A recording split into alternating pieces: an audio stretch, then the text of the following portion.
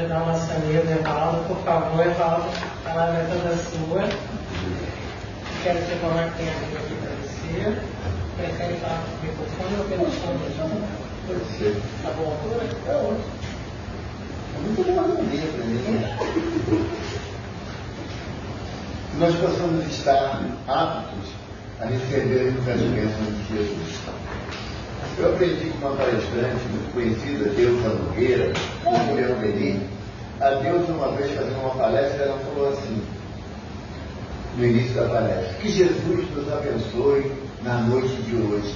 Aí ela falando, falou assim, incoerência. Jesus sempre nos abençoa, sempre, permanentemente. A dificuldade é que eu esteja apto a receber essas bênçãos, ou seja, esteja disposto a receber. Porque as bênçãos de Jesus não vêm para compactuar com o meu jeito de ser, mas para me alertar o que eu preciso mudar no meu comportamento. A doutrina espírita tem essa finalidade, de fazer com que a gente desperte. Porque ficar naquela inércia, Bernadette, você é tão boa, aí ela acredita. O pior é isso. Sabe? O pior é isso. E aí a gente se sente sem necessidade do propósito da mudança. Porque a proposta da doutrina é um melhoramento contínuo. A partir do momento em que eu encontro alguma atitude indevida no meu semelhante, ela reflete em mim. Então, se é indevida nele, também está dentro de mim, indevidamente. É aquilo que Jonas de Anjos chama de reflexo do ego. Mas não é generalizado esse reflexo do ego. Não quer dizer que o outro cometa uma atitude indevida e eu percebo isso, que eu também cometo a mesma atitude indevida. Não é isso. Nós temos que ter um senso crítico do certo e do errado. O que está errado, nós vamos observar e analisar. E fazer aquela busca íntima. Será que eu ainda pratico isso? Isso que eu critico no meu semelhante, será que eu faço? Por exemplo, eu posso afirmar categoricamente que até hoje, com meus 65 anos de idade, eu nunca senti necessidade de usar tóxico, de usar qualquer produto que vai me tirar do equilíbrio, que vai me tirar da consciência. Eu não senti essa necessidade. Mas não quer dizer que eu esteja livre absurdamente dessa possibilidade, não, porque eu também sou um espírito em prova e expiação. Estou caminhando para a minha redenção espiritual. Então eu não me encontro com o direito de ficar criticando aqueles que ainda têm essa necessidade ou ainda usam desse artifício para buscar uma pretensa alegria, uma pretensa, não alegria, mas euforia. E muitas das vezes nós nos sentimos eufóricos quando o espírita não faz fofoca, ele comenta um assunto interessante. Né? E quando a gente sabe um assunto interessante, por exemplo, o álcool, eu gosto de falar isso para ficar bem caracterizado, ele me persegue, mas todo mundo. Aonde eu vou em Maricá, não tem nenhuma casa que o álcool não me persiga. Aqui em Maricá, eu já fui em todas, então todas eu encontro ele. Mas o fato de eu identificar que o álcool me persiga não me dá o direito de perseguir ele. Por quê? Porque se fosse verdade, né, Álvaro, se você me perseguisse, né, que graças a Deus não é, mas se fosse verdade, e se aquilo me causa desconforto, é sinal de quê? Que eu fazendo com alguém também levaria o desconforto para a pessoa. Então é o conceito que Jesus nos traz de fazer ao próximo aquilo que gostaria que ele fosse feito. Eu costumo dizer, sabe, gente, que o termo empatia no movimento espírita, ele é carregado de uma certa baixeza, rasteiro. A parte mais secretária de mim fala assim, oi, Paulo, tudo bem? Ih, tá legal não. Puxa, bom, depois a gente conversa. Tá bom que eu estou ocupado agora, não posso falar contigo. Aí fala assim, gente, tem que ajudar o irmão, ele não está bem, tem que ajudar. Sujeito indeterminado, entendeu? Porque eu não quero ajudar, eu não tenho condições de ajudar. Isso não é empatia. Isso daí é você identificar uma necessidade e dizer que não é problema seu. Bom, empatia é essa proposta de Jesus, que no meu coração eu identifico com a realidade da empatia. Fazer ao semelhante aquilo que gostaria que fosse feito. Aí eu estou sendo bem empático. que se eu não gosto de gritar, ou então fazer igual o Edson, dar um susto na gente com volume alto, né? Mas quem ficou mais com o coração acelerado foi o dele. Então, é não fazer ao semelhante aquilo que gostaria que não fizesse, né? Aprendeu? Aprendi. Graças a Deus. Deixa comigo botar no volume mínimo. Então, essa questão da empatia, ela tem que estar relacionada com o nosso bem-estar, da forma que eu sei que eu me sinto bem em ser tratado. Eu não posso dizer que eu venho à casa de Átimo e não recebo carinho, respeito, consideração. Eu estava falando para a Regina, o Átimo é tão caridoso que ele me deu uma filha aqui, que é a Juliana, sabe? E é uma filha presente na minha vida. É uma filha que no dia que foi casar falou, pai, tu vem, só despeguei lá do Rio e pararam o homem para assistir o casamento dela. Ué, porque pai não tem que ser presente? E entrei com ela. Não foi uma situação, não foi uma situação de pai de figurinha, não, sabe? Eu entrei com ela, entreguei o molho, estava mais nervoso que ela, porque ele estava me conhecendo, tinha um medo de me danar, se é bom que continue assim.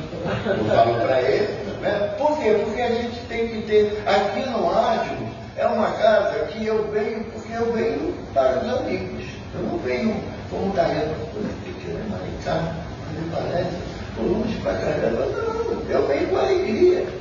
Sabe? Evidentemente que eu tenho que trazer algumas amigas de coração, porque a família delas pede para que as retire do lar algumas vezes, para o ambiente ficar mais saneado lá, então a gente tem que praticar a caridade a todo momento. E eu trago, aí vocês caturem.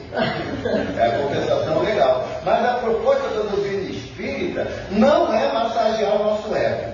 Não é.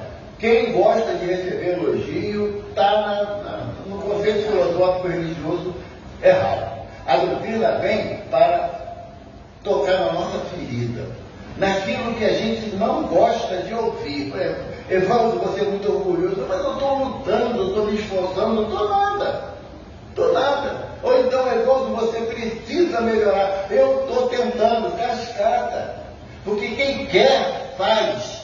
O tentar é adiar a possibilidade da realização para um momento que eu julgar propício. A proposta do Sr. Allan Kardec é que o verdadeiro espírita é aquele que promove a sua transformação moral. Ou seja, não vamos encontrar aqui espíritos superiores, a não ser que alguém se considere, né? Esse, não. É superior. Esse não. Júlio pode ser, porque nós não somos espíritos superiores ainda, moralmente falando, então nós temos que nos esforçando na nossa transformação moral. E o mais importante é pelo esforço que emprega em domar as más inclinações. Quantas vezes o nosso egoísmo é um monstro devorador? Muitas vezes.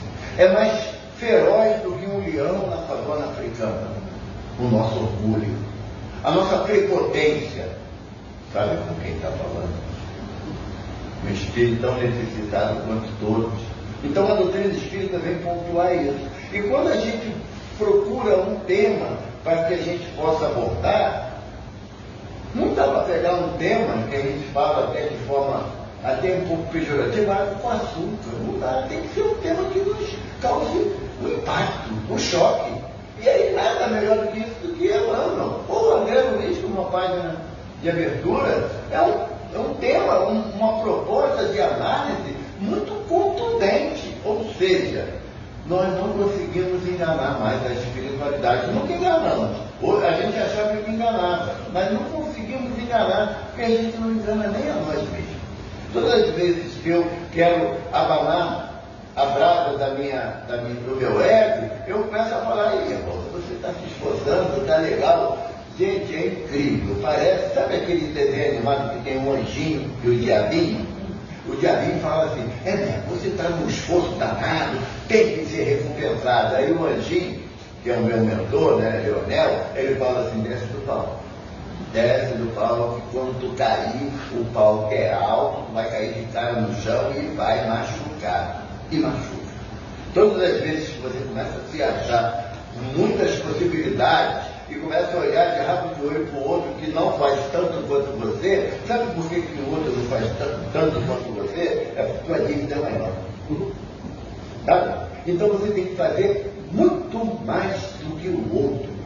Porque o espírita, depois que André Luiz descobriu em nosso lar, através de Narciso, a questão do bônus hora, foi complicado trabalhar de graça. Sabe? Foi complicado. Tudo. Olha aqui, a Lídia fala assim, tem que lavar o banheiro lá no Atlas, vai ter reunião pública hoje. Aí a Alma falou assim, tá dando quanto é bônus hora? Aí ela fala assim, ó, tem bônus hora não, é um amor. Hoje eu não posso ir. Sabe? Porque a gente tem que entender que a questão do bônus hora não é quantidade de hora trabalhada, é qualidade. A dona Laura fala isso para André Luiz, no livro Nosso Lar, é qualidade da hora trabalhada. E na questão da qualidade, aí eu começo a deixar a desejar. Porque ganhar bônus hora, vamos fazer o seguinte, vamos imaginar que você, que é de contabilidade, você pegou 200 mil reais emprestado no banco. E você se comprometeu, claro, a quitar essa dívida amortizada. Todo dinheiro que você ganha, você sabe que tem um compromisso de quitar parte da dívida. Quando você está quitando a parte da dívida, você chega no banco e fala assim, eu quero mais dinheiro emprestado, como é que ele te empresta? Você não fala o quê? Primeiro você paga a tua, meu filho, já está devendo. Primeiro você quita, para depois você tentar conquistar mais. O bônus hora é assim também. Quando nós pagarmos, zerarmos a nossa contabilidade com a nossa consciência, aí começa o processo de ganho real de bônus horas. Ou seja, quem sabe na próxima existência nós conseguimos chegar perto da quitação da dívida. Porque no Evangelho, a espiritualidade nos fala que nós pagamos os juros da dívida. Não é o montante, a dívida principal, é os juros da dívida. E se pagamos os juros da dívida, nós precisamos ter um processo financeiro mais rígido, para a gente não escorregar e aumentar a nossa dívida, deixar de pagar a parcela, que vai gerar mais juros. Então nós precisamos ter mais rigidez. Por que essa rigidez? Porque caso você não perceber, nós estamos no plano de prova e expiação. E no plano de prova e expiação não há possibilidade da felicidade como imaginamos. Porque a nossa felicidade ainda está atrelada na troca de presentes, na troca de favores. Eu venho ao Atlas, participo da reunião pública, participo da reunião de estudos, eu participo das atividades sociais da Casa Espírita, está tudo resolvido. Mentira! Quem falar isso para vocês é cascata. Quem vem à Casa Espírita para assistir palestra, tomar passe, beber água purificada e ir embora achando que resolveu a sua questão, está errado. Porque a prática que nós temos que exercer é lá fora. É dentro da minha casa, com a minha esposa, com meus filhos, meus netos, é no ambiente social que eu estou inserido. Dentro da Casa Espírita é o melhor lugar para você ser espírita. É uma complacência com ele do outro absurda. Sabe? A gente está pronto a desculpar qualquer ato de ignorância. Leva para o coração, mas desculpa da boca para fora. Sabe? Então, pensando nisso, eu acredito que tenha sido o benfeitor o seguinte de coisa página, certo? Que é um doce de gandula. A página de hoje de estudo é um doce de gandula. O título é No Grupo Espírita. Está no livro Segue-me, de Emmanuel, na lição 73. Começa com uma citação do Evangelho, nas palavras de Jesus, que disse: porque onde estiverem 2 ou 3 reunidos em meu nome, ali estou no meio deles. Está na Mateus capítulo 18, versículo 20. Quando eu li o enunciado evangélico, eu entendi o quê? Que Emmanuel ia falar da questão da nossa relação um com o outro, para que Jesus se fizesse presente. Eu pensei isso. E foi uma surpresa danada, que Emmanuel fala de tudo menos isso. Emmanuel começa assim: compreendendo-se que cada obreiro da seara espírita cristã se incumbe de tarefa específica, é forçoso indagar de quando em quando a nós mesmos a página é conceito individual, não é análise de comportamento do grupo, é de indivíduo. O que somos um grupo de trabalho a que pertencemos? Preparado? Não, mais ou menos não vai. Uma chave de solução nos obstáculos ou um elemento que os agrava. O que nós estamos? Qual é o nosso propósito aqui? Ele fala a um amigo meu, ser parte da solução ou parte do problema? Está errado.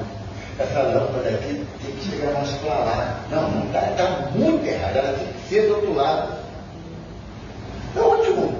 Pega uma escada, faz um buraquinho ali, coloca a lâmpada lá. Não, peraí, eu estou dando só a ideia. Quem tem que fazer é a Maristela, que é presidente da casa, está na terra. Subir na escada e fazer, eu já dei a ideia.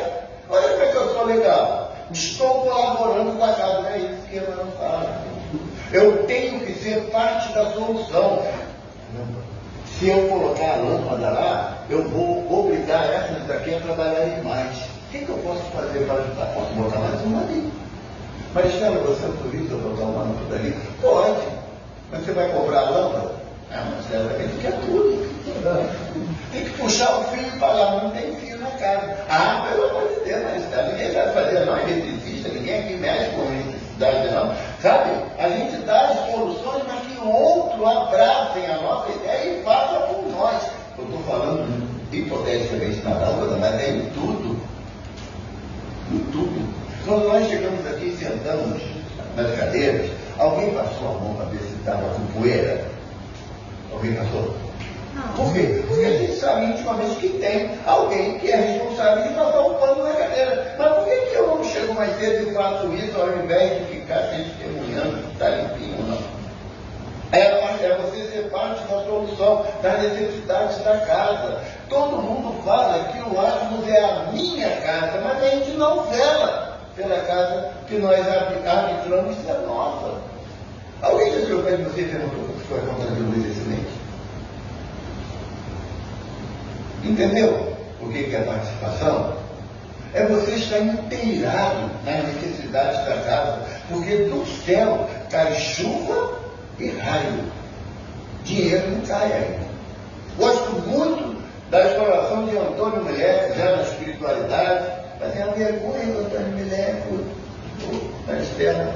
Eu estava na Rádio Rio de Janeiro, participando do programa do amigo nosso, Carlos Roberto. Isso é papo de espírito. Eu estava no estúdio, naquela preparação, sabe, para começar o programa. Aí eu olho assim, aí entra em espírito, né? O Geraldo Aquino e Antônio Meleco. Antônio Meleco era cego, quando encarnado. E ele tinha 3 bengalas, que ele dizia que pelo menos vaidade ele tinha que ter, já que não tinha visão. Né? Então ele tinha 3 bengalas, que ele mudava de acordo com os interesses dele. E Antônio Meleco entrou e sem bengala nenhuma. Eu falei, uai, gente, Antônio Meleco está sem bengala. Aí ele falou, meu filho era cego para a matéria. Não nem enxergar no espírito, queria envergonhar, mas Antônio Meleco dizia o quê? Que quando ele ia a uma casa espírita fazer palestra, Antônio Meleco foi o responsável pela introdução do livro Espírita em Braille no Brasil. Ele encabeçou um movimento para que houvesse livros espírita em Braille, que o cego não tinha acesso até então. E aí ele dizia o seguinte: na casa espírita tudo é de graça. Não tenta cobrar pelo passe. É feio, não faça isso. E nem pela água frutificada. Alguém paga para tomar uma minha frutificada? Então na casa espírita tudo é de graça. Mas nada é de graça para a casa espírita. Nada é de graça.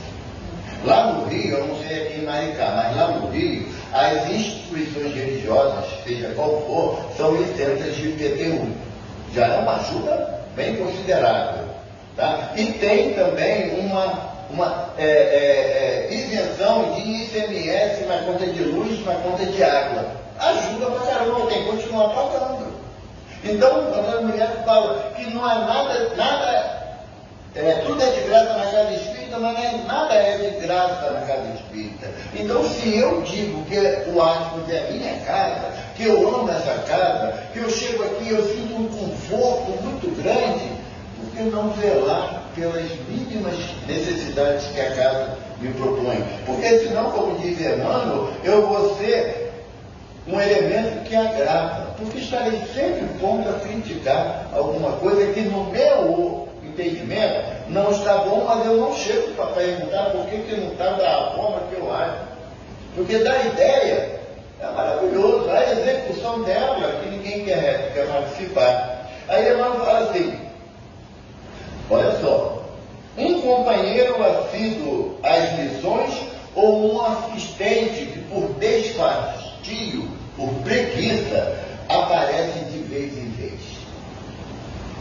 Olha, quinta-feira que vem, nós vamos ter uma reunião aqui antes da palestra. Quem pode vir? Que hora? Antes da palestra, 5 horas da tarde. Ah, não, 5 horas da tarde não. Eu chego 7 horas, tá bom? É igualzinho, sabe? Entre aquilo que me é proposto e aquilo que eu estou disposto a realizar. Mas a minha preguiça é muito grande. E não dá para o cidadão que mora no estado do Rio de Janeiro reclamar do calor, porque ele sabe o que vai fazer.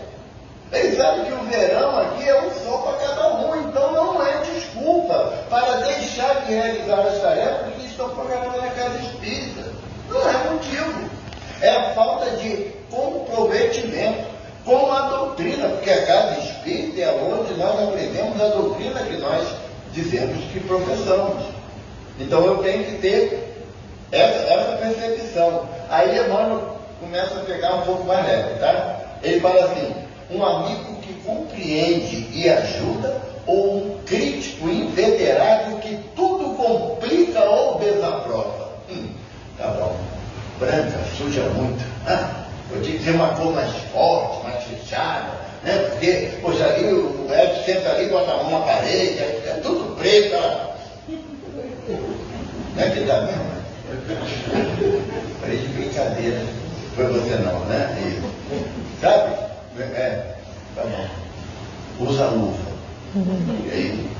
Tá bom? A gente tem que ter, o que eu faço na casa espírita? Será que eu estou disposto a colaborar? Ou eu anotar aquilo que está errado? Se eu estou anotando, pelo amor de Deus, Evaldo, você viu que tem algo errado? Pede autorização aos dirigentes da casa e tenta resolver o que está errado. Porque o dirigente da casa não tem olhar biônico e nem também, no caso aqui, a Maristela, ela é uma mulher maravilhosa, mas está longe de ser a Mulher Maravilha. Então todos nós precisamos ter essa ideia de cooperação. Sabe? Jesus fala assim para nós, os meus discípulos serão reconhecidos por muito. Ou palavrinha danada é difícil, né? Eu amo aquilo que me convém, que me é conveniente. Então logo saia desse processo, se torne inconveniente. Qual é a minha proposta? Impossível amar alguém desse jeito. Sabe?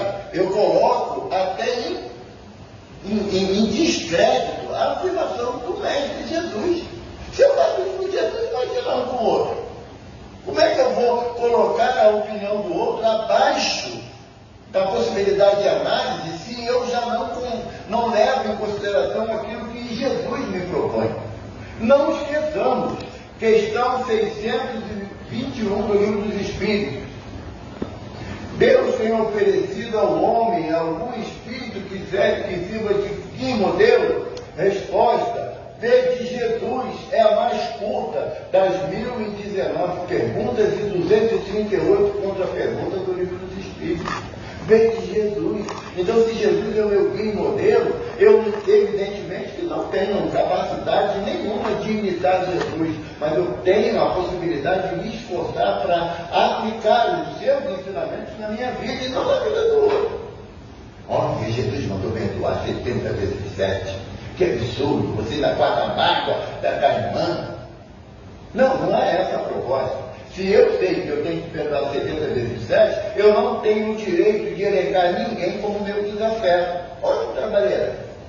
Não tenho. Eu sei qual é a proposta do Evangelho. Ou nós não somos cristãos? O irmão fala para a gente no bom modo, ser cristão é andar com Cristo. Não tenho a mínima ideia que seja isso. Não tenho, porque não faço ainda. Mas o esforço tem que existir. existir, a proposta de execução tem que existir. Nós não estamos mais no jardim de infância, aonde nós íamos para fazer desenho, para que a nossa coordenação motora se desenvolvesse. Agora não, nós já estamos na fase do adulto. Muitas das vezes eu ouço falar assim alguns palestrantes, porque nós estamos na infância espiritual, cascata. Desde quando nós ouvimos o Evangelho de Jesus? Há quanto tempo? No mínimo. 2025. Não. Há no mínimo 4,6 bilhões de anos. Porque Emmanuel, lá no Caminho da Luz, ele coloca que desde a formação da Terra, Jesus já nos abrigava no seu coração amoroso. 4,6 bilhões. É o tempo que nós estamos distanciados da prática do amor. É o tempo. Porque nós não podemos acreditar que nessa existência, ao nos tornarmos espíritas, que a partir desse momento, que começa a nossa trajetória evolutiva, porque não é verdade. Já viemos arrastando nossas correntes de dificuldades há milhões e milhões de anos. Somos, como Paulo de Tarso fala na carta aos Hebreus, somos estrangeiros nessa terra. Não é na condição de que eu estudo a palavra de Jesus e aquele que não estuda é estranho a mim, não. Somos estrangeiros porque a nossa trajetória espiritual não começou aqui no planeta Terra. Não começou. Podemos afirmar isso categoricamente. Não começou aqui na Terra. Desde que o momento que eu entendo isso, então a minha responsabilidade é a minha transformação moral. É a minha responsabilidade. E sempre dizer, mesmo você não querendo fazer palestra comigo, mas não depende de idade. Não depende de idade. Já temos a consciência que a doutrina nos oferece, que a idade do corpo físico, ela é periódica. Mas a nossa condição de espíritos imortais lógico, como o nome diz, imortal. Viemos de uma longa trajetória e continuaremos a nossa trajetória pela vida agora. Aí Emmanuel pergunta de novo. Nós nos propomos a ser um bálsamo que restaura ou um cáustico que envenena? Ele chegou hoje, poxa, tão legal, tão feliz. Não sabe o que ela fez comigo ontem. A carinha dela de santa ali, ó, ele não sabe. E jogou no chão e pisou em cima de mim. Igual aquela banda que tinha do carnaval, né? Do pirulito, né? Me roubou meu pirulito, né? Lembra dessa música? Não. Lembra, Maristela? Tu lembra muito bem, Maristela. É jovem. Entendeu? Não, o pessoal que tem falência de memória, ele mesmo, né? Nunca lembra dessa. Não, Joel, você pulou o carnaval dessa. Um enfermeiro consagrado ao bem, essa que eu achei maravilhosa. Um enfermeiro consagrado ao bem da comunidade é um doente que deva ser tolerado e tratado pelos demais. O que nós queremos ser na casa espírita? O coitadinho? Tem fulano. A gente quer dizer nada não, tadinho dele. Eu vou contar uma história sobre a questão do coitadismo, mas a gente pode até uma senhora, né? Ela está falando de manhã. Que é a história de Jerônimo Mendonça, o gigante deitado. Jerônimo Mendonça, muito conhecido no movimento espírita, ele ficou tetraplégico, ele só mexia os olhos e a boca, mais nada. Né? Ele não tinha movimento do pescoço para baixo, literalmente falando. E ele já estava com 43 anos, ele com 26, 27 anos, ele entrou nesse processo de tetraplegia. Plegia. Tetraplegia. Se eu falar errado, era sempre que a Deus me corrige. De tetraplegia. Por doença.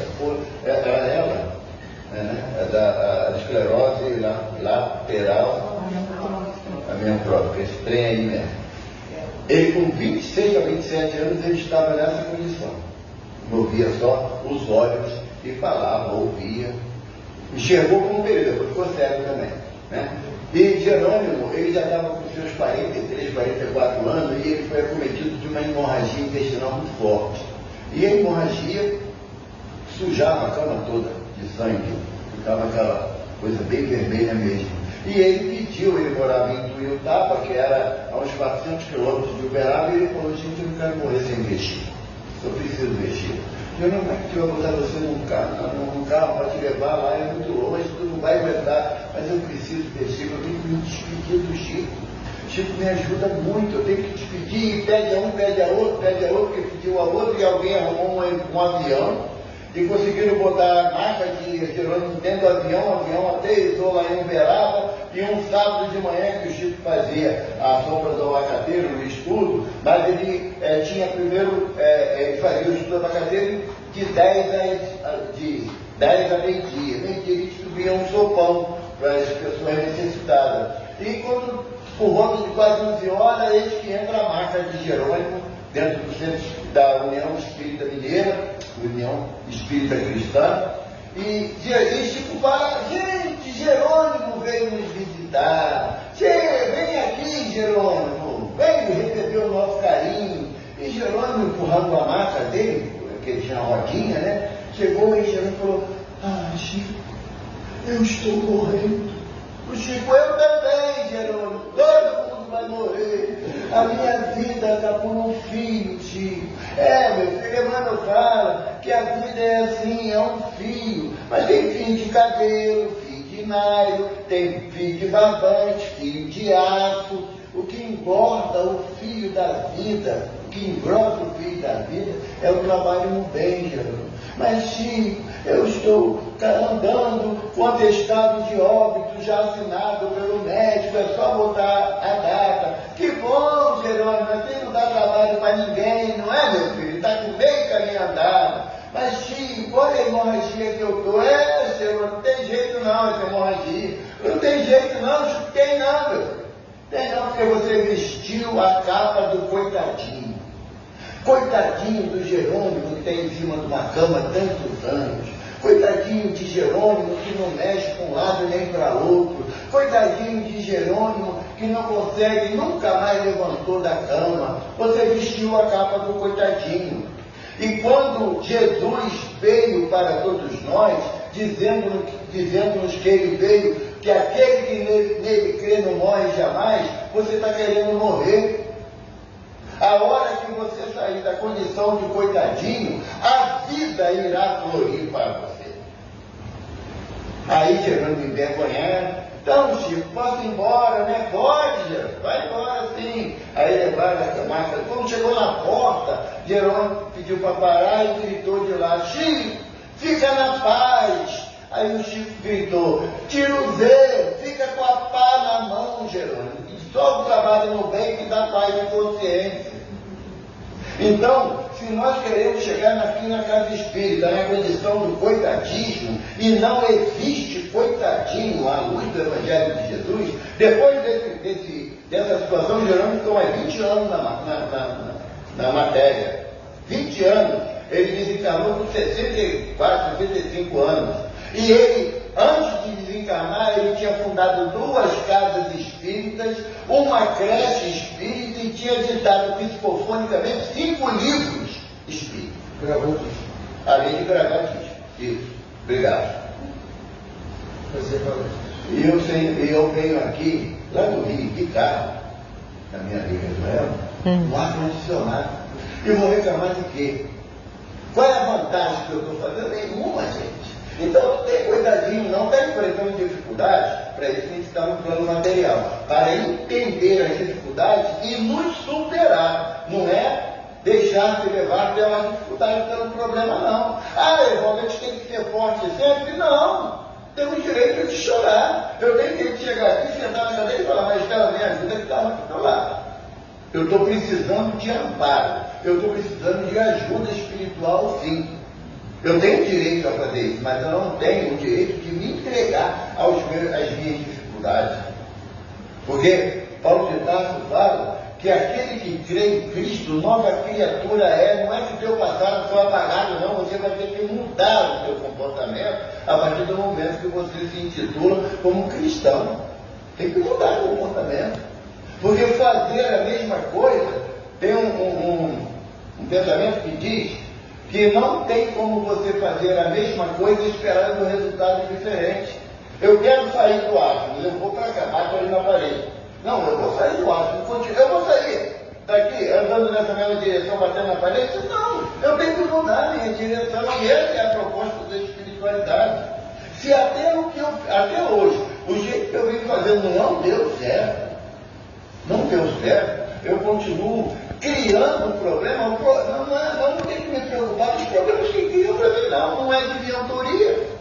A responsabilidade é quem está criando esses problemas para mim. Agora, aqueles que eu estou criando, aí eu tenho uma responsabilidade. O que eu posso fazer para minimizar as dificuldades que às vezes eu crio na vida da minha esposa, dos meus filhos, dos meus amigos? O que eu posso fazer? Eu vou toda vez encarar isso aqui. Lá os nossos irmãos israelitas têm o muro da lamentação. Os ortodoxos, judeus ortodoxos, eles ficam assim. Colocam o papelzinho lá com os pedidos dele, umas frases do muro. Pode ver lá no YouTube, tem. E eles ficam lá. Já fizeram a lamentação dele. Agora o problema é de Deus diminuir aquilo que está afligindo a eles. E a gente sabe que não vai ser assim. A gente sabe. Um apoio nas boas obras ou uma brecha para a influência do mal. A direção da casa resolve mudar ali na frente para poder favorecer de alguma sorte o acesso das pessoas. Você está querendo gastar dinheiro à toa. Já quer ver? Daqui a pouquinho vai pedir uma contribuição a mais. Porque, pode mais uma historinha? Divaldo Pereira Franco, Mansão do Caminho, isso tem uns 20 anos já. Divaldo, ele tem várias oficinas profissionalizantes na mansão, várias. E naquela época, ele viu a necessidade que o consumo de pão era muito grande lá. E ele comprava, né? Parte doava, conseguia doação, parte ele tinha que comprar. Então ele propôs numa Assembleia Geral na mansão, tinha 3.000 pessoas lá na assistência, lá para poder participar da Assembleia. E ele propôs que fosse criada uma padaria, que serviria não só para abastecer a própria mansão, mas também como curso profissionalizante. Os jovens aprendiam uma profissão. Aí, Divaldo, diante da Assembleia, ele falou: precisamos construir uma padaria. E já temos o dinheiro. Aí foi aquele horroroso, tudo bateu palma, feliz. Aí ele falou: está no bolso de vocês. Quando vim para cá, a obra começa. Toda casa espírita tem essa dificuldade. Porque o espírita reencarna com 2 escorpiões no bolso. E é filhotinho. Quando ele reencarna, o escorpião é filhotinho. Depois a coisa vai crescendo e toma conta da carteira da gente, que é um desespero para tirar o dinheiro da gente. Mesmo a gente sabendo da necessidade. Só que a gente está esquecendo de um detalhe. Sabia que você vai morrer? Sabia disso? Queira Deus que demore 100 anos. Aqui vai lá. E o que eu vou deixar de legado para aqueles que vão chegar aqui no átomo? O que eu vou deixar de legado? Uma casa nos escombros? Sem uma estrutura mínima que me recebeu aqui, mas eu não estou preocupado o que eu vou deixar para a geração futura? Tem que pensar nisso. Tem que pensar nisso. O que nós vamos deixar para a nossa posteridade? Sabe? Porque a minha esperança é que meus filhos, meus netos, bisnetos, encontrem aquilo que eu colaborei para estar de pé. É isso que o Emmanuel está falando para a gente. E ele fala aqui: um esteio da paz ou um veículo da discórdia? Joelma, tu não sabe o que a Regina falou de você. Ela fala mesmo, tu sabe, né? Aí a Joelma fala assim: bom, a Regina pode estar passando por um momento não muito legal. Considero que ela falou não. Me quebra na fofoca, não quebra? Não me quebra? Mas o que normalmente o Baldo fala? O que foi? Eu espero tudo, minha filha, tudo de ruim. Entende? O que você está promovendo? A paz ou a discórdia? A união ou a desunião? Sabe? O que você está promovendo? Tem até uma frase que eu vi no dia na internet, achei interessante essa. Assim, quando quiser falar mal de mim, me chama assim coisas horríveis de mim. Sabe? Mas não precisa eu ficar levando adiante a dificuldade de ninguém. Eu não vou ajudar, gente. Não vou. Sabe? A minha discípulos serão reconhecidos por muito amor. Enquanto eu não exercitar esse amor pelo meu próximo, enquanto eu não exercitar melhor esse amor por mim, eu não vou conseguir dar nada para o meu próximo, porque da lei só dá quem tem para dar. Jesus fala a cada um segundo as suas obras.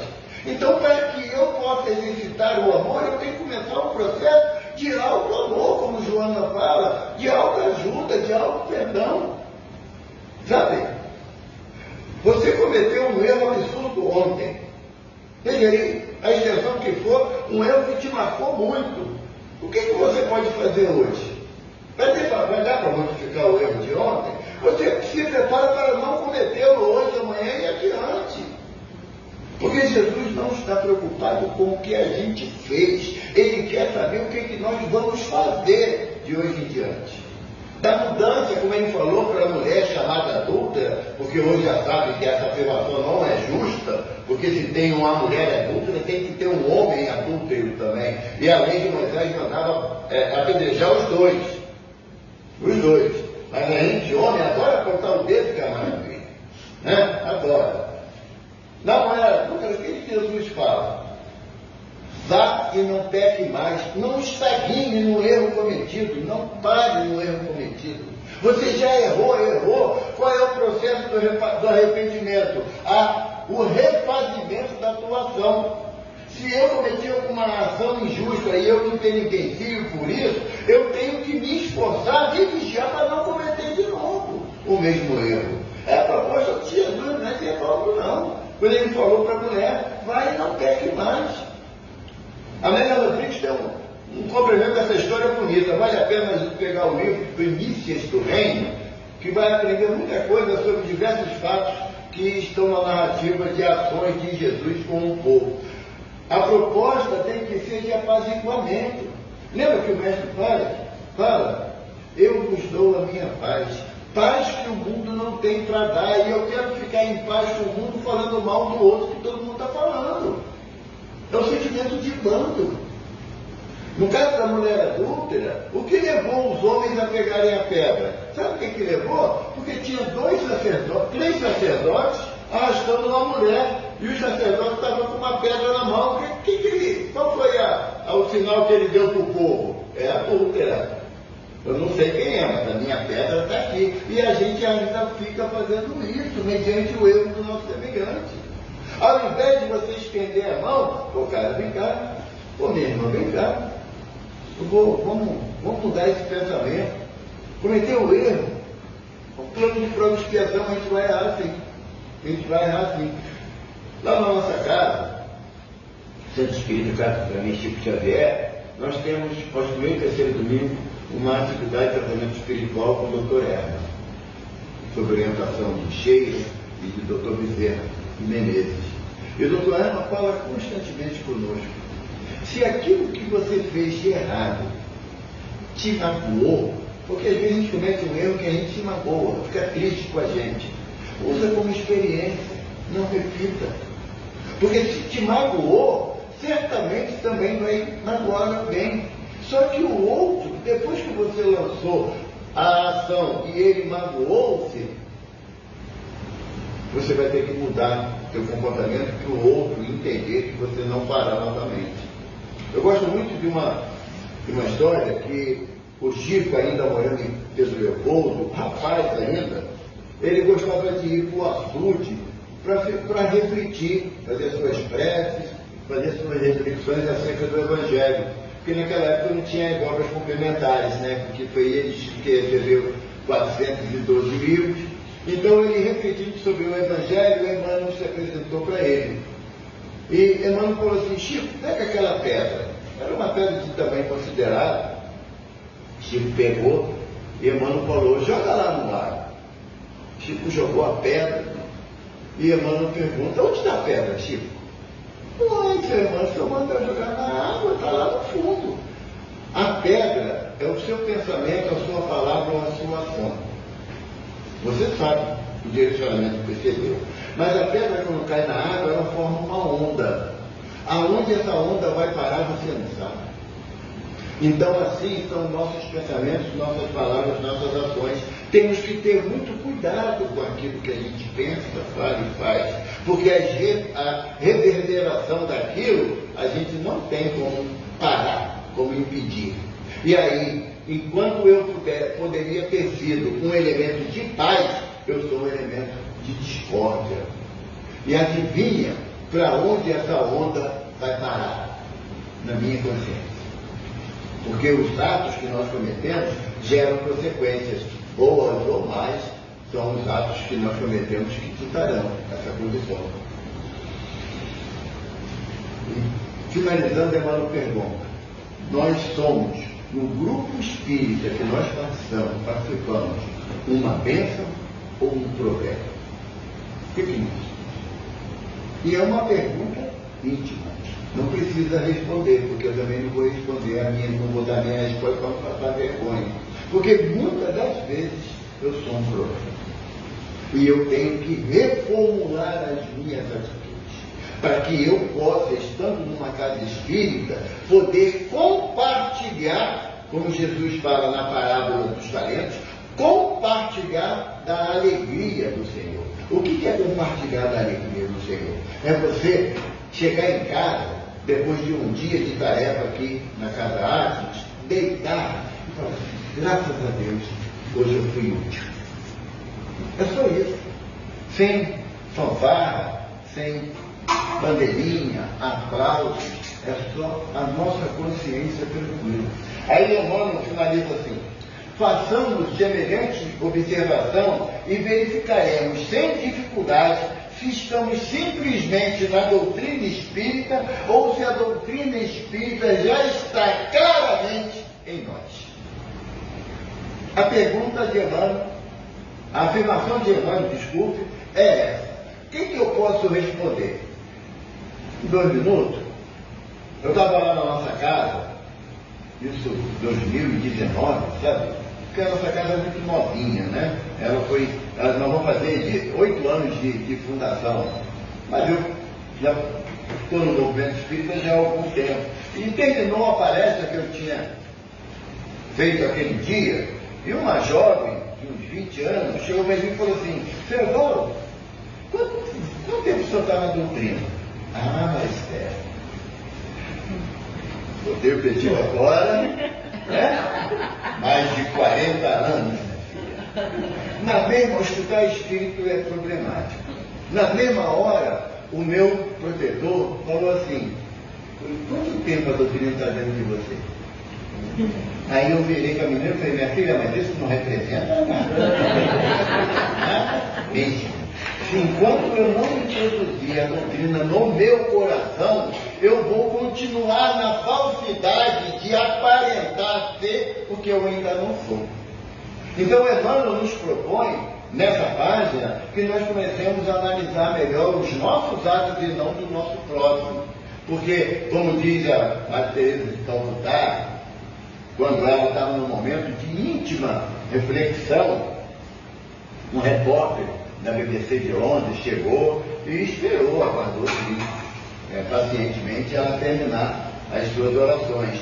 Aí ela terminou, cada fez o sinal da cruz. Aí o repórter perguntou: irmã, a senhora estava rezando? É, meu filho, temos que conversar com Deus a todo momento. E o repórter, com um pouco irônico, falou assim: Deus respondeu a senhora? Responde, sempre responde. Ele falou o quê? Não, a pessoa escutou. Ah, tá. E a senhora falou o que para ele? Não, só escutei. Porque para falar com Deus não precisa articular palavras. É deixar o coração fluir. Sabe? Embora sabemos da distância que o nosso benfeitor Asmo percebe dele para Jesus, mas para falar com Asmo não precisa gritar com o coração, não. É você intimamente se colocar para ele desnudo de orgulho, de vaidade e de egoísmo. Graças a Deus.